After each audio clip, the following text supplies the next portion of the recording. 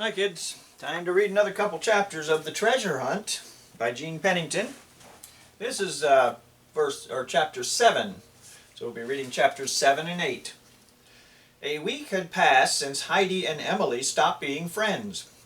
Heidi had stubbornly ignored Emily at school all week and had made a point to talk and laugh with her other friends as though she didn't miss Emily one bit. Everyone knew they had a fight. Emily went through each day in stony silence, keeping to herself as much as possible. "Why don't you just tell her you're sorry and get it over with?" Michael whispered from his desk behind her in history class. "Because I didn't do anything wrong," Emily replied. "Heidi's the one who ought to apologize, but clearly she doesn't even care." Buddy was very distressed that the girls were not speaking to each other. "Heidi is your Christian sister," he said to Emily at lunch during one day. "You really should work things out with her." Emily ignored the twinge of guilt she felt. "I'm not trying to be mean, Buddy, but this is none of your business. Besides, Heidi obviously doesn't want to be my friend anymore."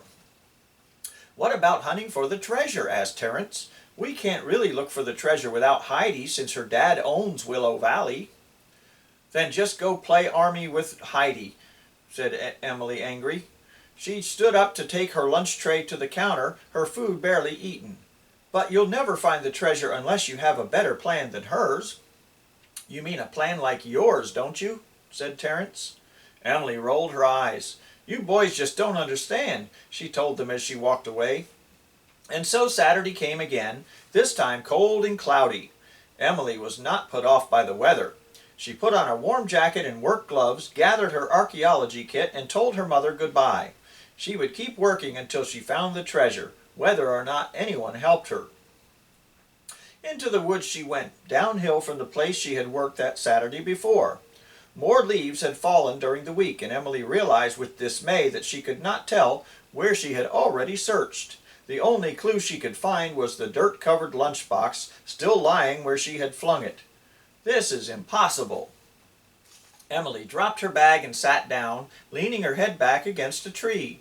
She closed her eyes and waited for the stillness of the valley to soak into her mind.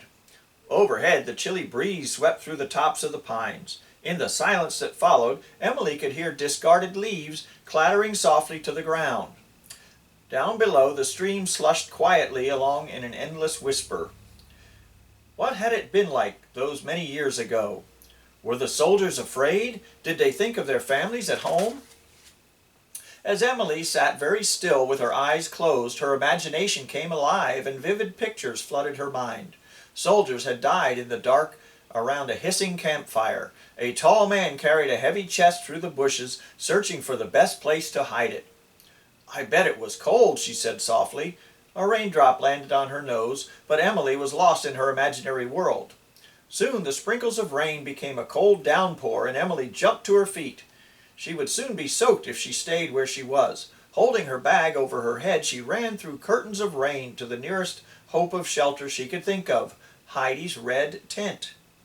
"It might not even be there," she panted as she rushed along. "What will I do then?" But it was there, right where it had been the week before. Emily ran headlong toward it, lifted the flap, and tumbled inside. She was met by a shriek of terror. Heidi sat huddled against the wall of the tent, clutching herself in fear. What are you doing here?" she gasped.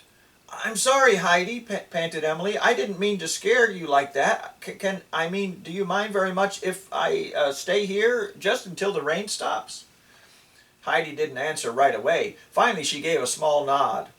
"Thanks," said Emily. She scooted away from Heidi and tried to arrange herself to take up the smallest space possible. She sneaked a look at Heidi. Her former friend was staring coldly out of the mesh window on her side of the tent. Emily sighed and wished for the sun. Chapter 8. Thunder rumbled overhead and rain drummed loudly on the little red tent. Heidi said nothing, and time seemed to stand still. Finally, Emily took her notebook out of her book bag and pretended to write notes in it. She could feel Heidi watching her. "This is ridiculous," Emily neatly wrote in capital letters. "Heidi used to be my very best friend. Why does she hate me now?" Emily looked over at Heidi, and Heidi quickly looked away. "I wish this storm would end," wrote Emily. "I wish Heidi and I were friends again." "What are you writing?" Heidi said suddenly. Just making some notes about clues that I've found," Emily replied. She felt her cheeks grow warm. "That isn't true, and you know it, Emily Johnson," Heidi retorted. "You always blush when you tell a lie." Emily shrugged and wrote in her notebook again, this time using slanted cursive letters. "Heidi and I have been friends since second grade. We were closer than sisters until last Saturday." Emily drew a little sad face and then paused, chewing on the end of her pencil. How exactly had it happened, she wondered. She had wanted to draw a map of Willow Valley, but Heidi had wanted to pretend they were British soldiers. Emily frowned as she recalled the argument. She remembered telling Heidi that her idea was stupid. She remembered the hurt in Heidi's eyes. "I'm sorry, Heidi," Emily wrote in small, sad letters. "I want to be friends again." Emily sighed. Then she wrote out a verse she had memorized in Bible Club. Colossians 3:12. "Put on therefore as the elect of God, holy and beloved, bowels of mercies, kindness, humbleness of mind, meekness, long-suffering." Emily put her pencil down and looked over at Heidi. I'm sorry, Heidi." Heidi crossed her arms. "I don't want to talk about it," she said. Emily tried again. "I shouldn't have said your plan was dumb. It was a great idea, and I ruined it. You're right that I have always wanted to do things my way. I'm sorry for being so bossy." Rain dropped onto the tent, and still Heidi said nothing. Emily's throat felt tight, and she blinked to keep her tears away. Was Heidi too angry to forgive her? "I'll understand if you don't want to be friends anymore, but will you at least forgive me?" Heidi glanced at Emily. "You really think my idea was a good one?" she finally said. Emily snorted. "Are you kidding? It only took me about 2 minutes of hunting treasure my way to realize how great your idea was." Heidi giggled. "It's no fun imagining things without you, Emily," she told her. "I just put the tent up to annoy you."